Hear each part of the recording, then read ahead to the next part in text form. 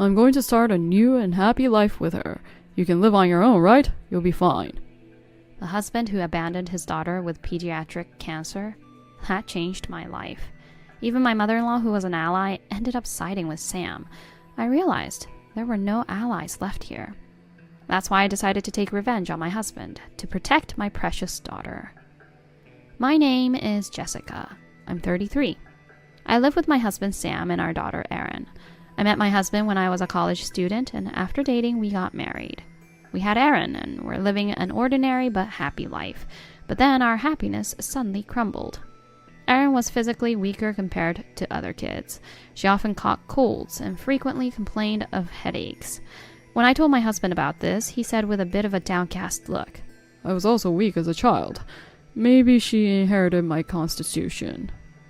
My mother-in-law said, children get stronger each time they catch a cold when they're little, just like my son did.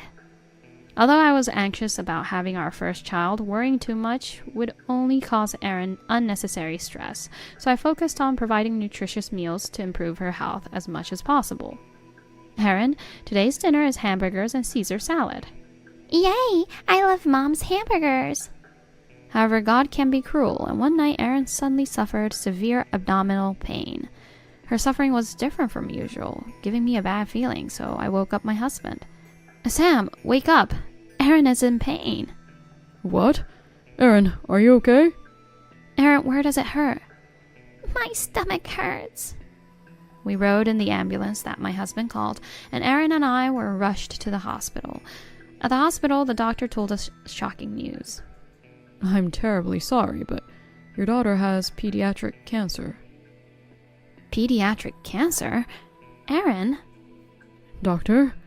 My daughter can be cured, right? We can slow the progression of cancer with chemotherapy and radiation therapy, but it will be a very difficult journey, not just for your daughter, but for you as parents as well. Are you okay with that? My husband and I looked at each other. I couldn't bear to see Erin suffer for treatment. Erin was immediately hospitalized, and I blamed myself. Sam consoled me, but I couldn't face my parents or mother-in-law. But dwelling on it wouldn't help Erin. After discussing it with Erin, I focused on her treatment. Our lives changed completely. Erin, who loved school, was now forced to live in the hospital, undergoing painful treatments. She couldn't stop vomiting from the chemotherapy, and her hair started falling out. I explained the situation to the insurance company where I worked and took paid leave to care for my daughter. Sam, my mother-in-law, and my parents visited to support Erin's spirits. Erin, how are you feeling? I don't feel sick now and nothing hurts, so I'm okay. That's good to hear. Plus, Grandma brought me a stuffed animal today. The nurse said it was cute. Grandma did? Then I need to thank her too. Seeing Erin talk about small joys like this in her hospital life made me want to try harder. Though home and office were replaced with the hospital, I managed Erin's care and household chores, praying for her recovery. During these days, I noticed that Sam was coming home later and later. He used to always let me know if he would be late due to overtime, but recently he often came home after midnight without any contact. Curious about this change, I decided to ask Sam directly. Hey, Sam, has work been busy lately? You used to let me know when you'd be late. Actually, someone at the office made a big mistake. I'm handling the aftermath. Plus, it's a busy period right now, so I've been losing that kind of spare time. I see. Then is it okay if I make dinner in advance? I need to go see Erin too. Sorry, Jessica, for always causing you trouble. It was a trivial conversation, but I felt that Sam was changing. I had a bad feeling, but Erin was my priority, so I ignored these small changes and continued as if nothing was wrong. What changed my feelings was something that happened one day when I visited Erin's hospital room. Mom? What's up? Is Dad too busy with work? Why do you ask? Dad hasn't been visiting me recently. Is his work really tough, or does he not like me anymore? Dad doesn't dislike you. He's always worried about you. He even asked how you were feeling today. Erin's words pained my heart. Not being able to see her father must have been very distressing for her. I felt inadequate as a mother. But even so, I could encourage her. To make her a little happier, to ease her anxieties, I continued to do my best. However, around this time, my husband's overnight business trips began to increase. What? Another business trip next week? Can't help it, it's work after all. But your company only has business trips once or twice a year, right? This is too much. I have to move around for business expansion. You have to travel far for sales too, right? That's true, but... Anyway, that's how it is. Okay. Also, Erin's been missing you. She asked if Dad hates her now. Erin did? Yeah. I know you're busy, but please show some concern for her.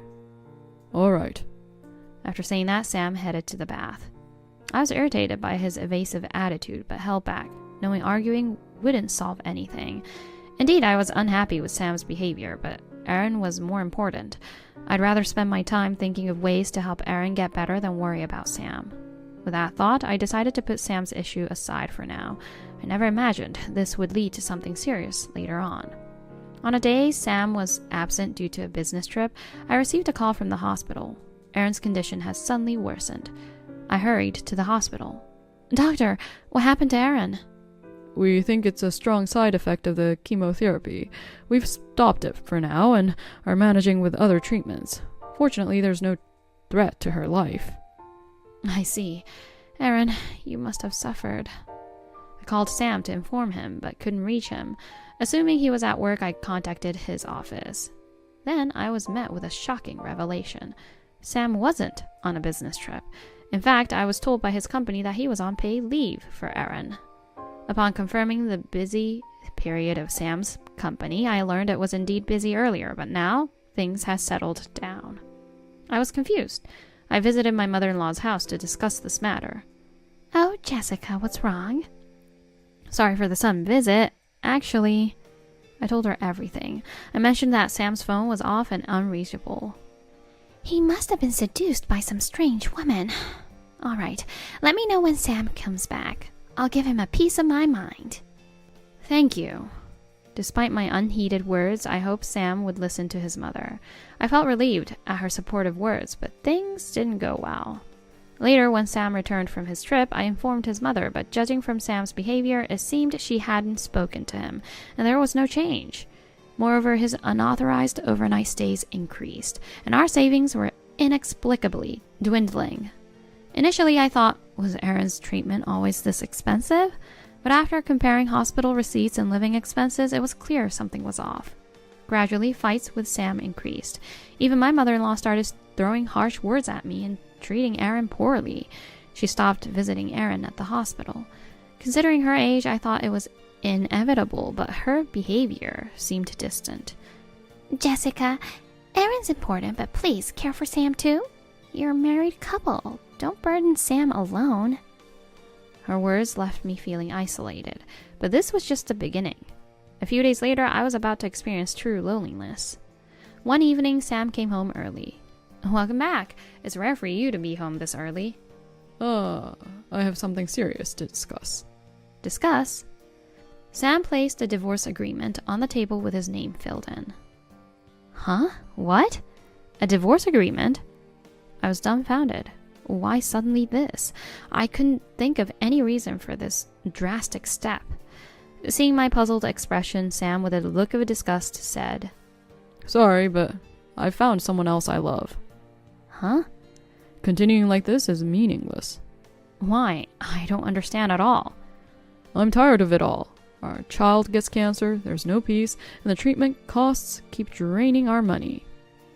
Sam, what you just said... Anyway, that's how it is. You might not have noticed, but I've already moved out some of my stuff. Sam spoke triumphantly, meaning, regardless of my response, he had planned to leave. His disregard for my feelings was infuriating. Oh, and don't bother telling Mom. When I told her about having healthy children with my new partner, she was overjoyed. I'm going to start a happy life with her. You'll be fine on your own, right? So you're saying you no longer wish to be a father to Erin? Yeah, I don't care about her anymore. Understood. Then I will raise her by myself. Yeah, do as you like. With the sound of the front door closing, Sam disappeared. Drained, I sat in the living room and cried alone. Before I knew it, it was morning. The divorce papers were still on the table. They reminded me that yesterday's events were not a dream but reality. Sam had left me and our daughter. Thinking about yesterday, tears threatened to overflow again. He was no longer Aaron's father.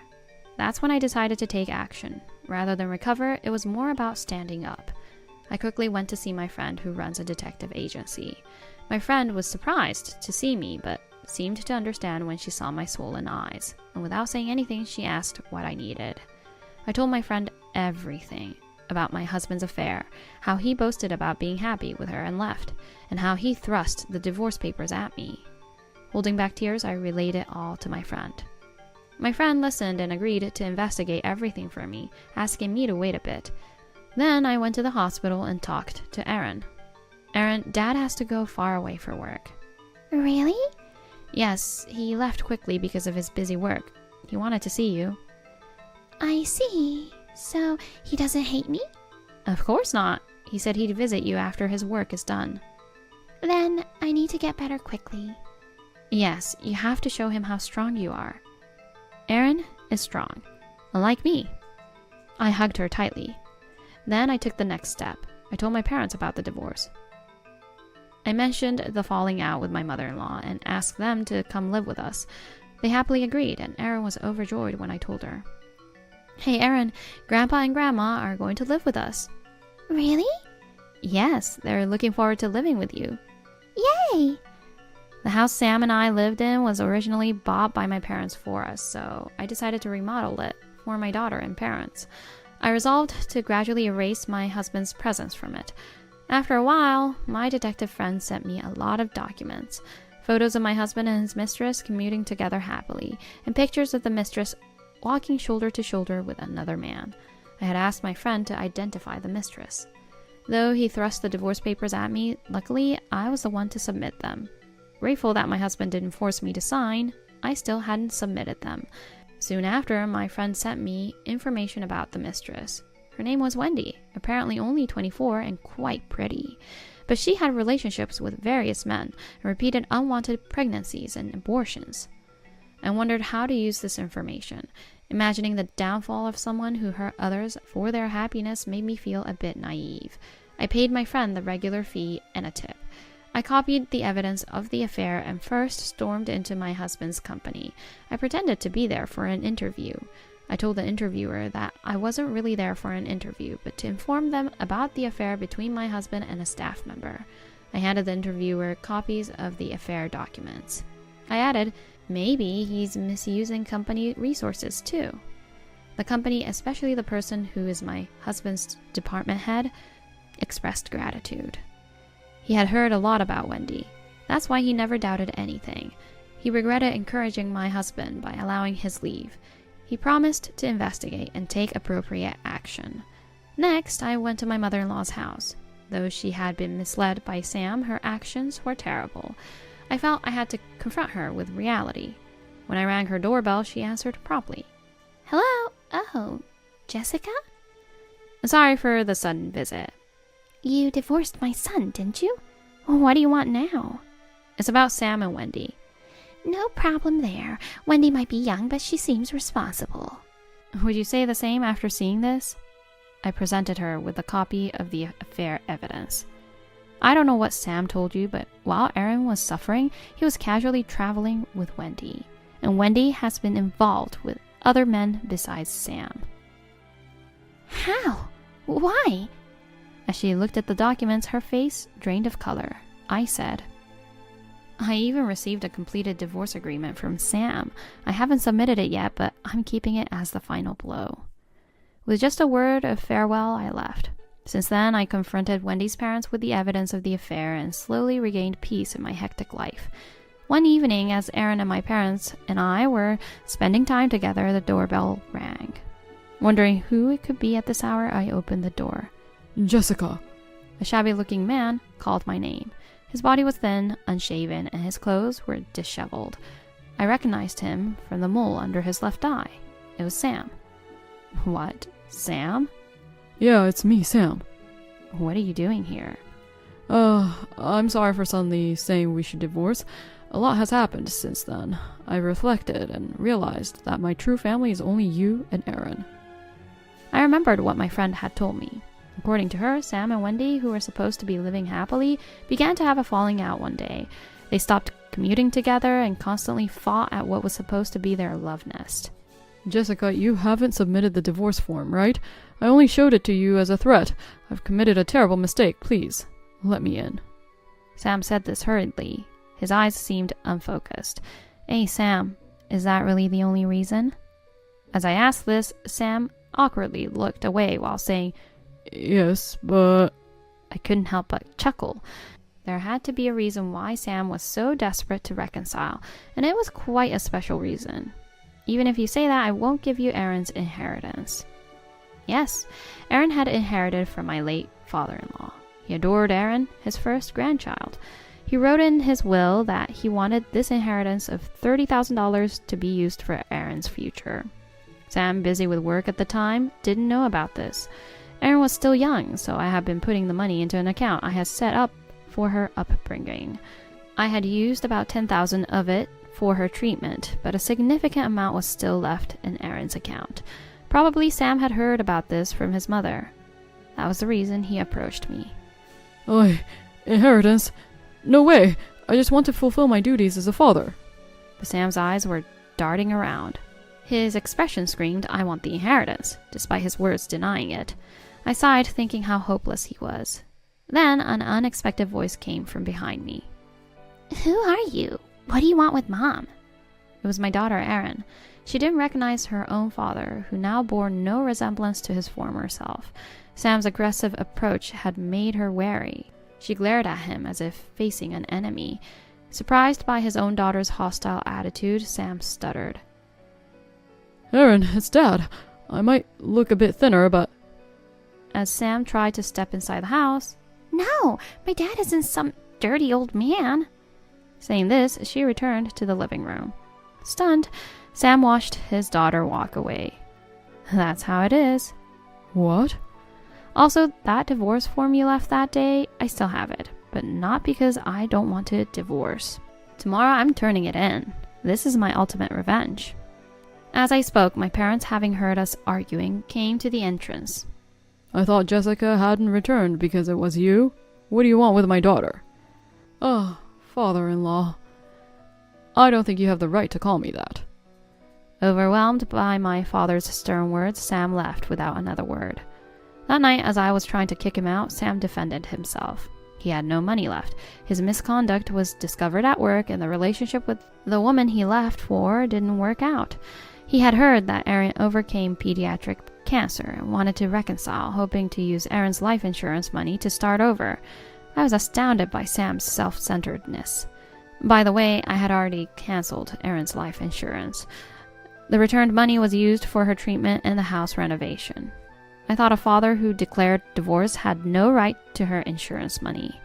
The next day I felt like I was being followed on my way to submit the divorce papers, so I ran into a police station. After that, no one followed me, and the divorce papers were smoothly accepted. I thought this was the end of my connection with Sam. Since then, Erin's pediatric cancer hadn't worsened, and she was gradually returning to school life. My parents also began to enjoy outings with Erin more often. Meanwhile, Sam sent me an email. You should think about who your real family is. I might have said this before, but I've made a terrible mistake. Please, forgive me. I don't have money, but my feelings for you and our daughter are stronger than anyone else's. I'll send a bouquet of roses for the next birthday. I blocked his number because he was too persistent. Then he started loitering around my house. Dressed in shabby clothes, he lingered from morning till night. I felt a creepy sense of determination. My detective friend suggested that he might be targeting Erin. She said children can sometimes elicit sympathy from others, so it's better to be careful. I attached a safety alarm to Erin's backpack. After reporting the suspicious man to the police, I haven't seen him since. He's probably afraid of being suspected by the police and of my father, who is often at home. However, I realized that Sam was still following me when I left the house. I also informed my mother-in-law by phone. Your son is stalking us. I don't mind cutting ties, but can you please get him to stop? Even so, he's no longer my son. Her words seemed indifferent. but pretend not to know if we get hurt? I never thought he would be such a terrible person. What would the neighbors think if they knew? I bet they already do. The call ended abruptly after I said that. She cares a lot about public opinion, so I hoped it hit her hard. After the affair and hurting our daughter, I want him to live miserably. I also received a message from Wendy, his mistress. You're the wife. Your fault my life plans are ruined. How will you take responsibility? You're the former mistress, right? Why should I take responsibility? I wouldn't have had to work in that company if I married Sam. Can't you find another man? Since the news spread, I'm being distanced by everyone at work and business partners. Is that so? Please, can't you say our affair was nothing? No, that's your own making. But I've been transferred to the countryside in Texas. Then ask your beloved Sam for help. I can't. That's why I'm asking. Sam and Wendy were cut off by their own parents, and the company sent them to remote areas. They weren't satisfied with the happiness in front of them and became greedy, seeking their own happiness, ending up miserable. It's self-inflicted, I think. I don't know or care what happened to my ex-husband, Wendy, or my mother-in-law. I've decided to protect my family's happiness. I had this conversation with Aaron. Hey, Aaron, are you lonely without Dad?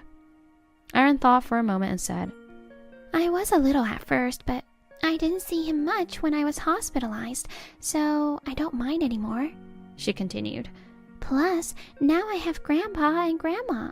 I'm really happy now. That's good. If Aaron's happy, I'm happy too. I'm happy to go to school now. Aaron showed a carefree smile I hadn't seen during her cancer treatment. I felt we had regained our lost happiness. Then, Mom, I'm off. Aaron, with her small body and big pink backpack, waved at me. Yes, have a good day. Be careful. I thought about how I'd continue to spend happy days with Aaron and my parents.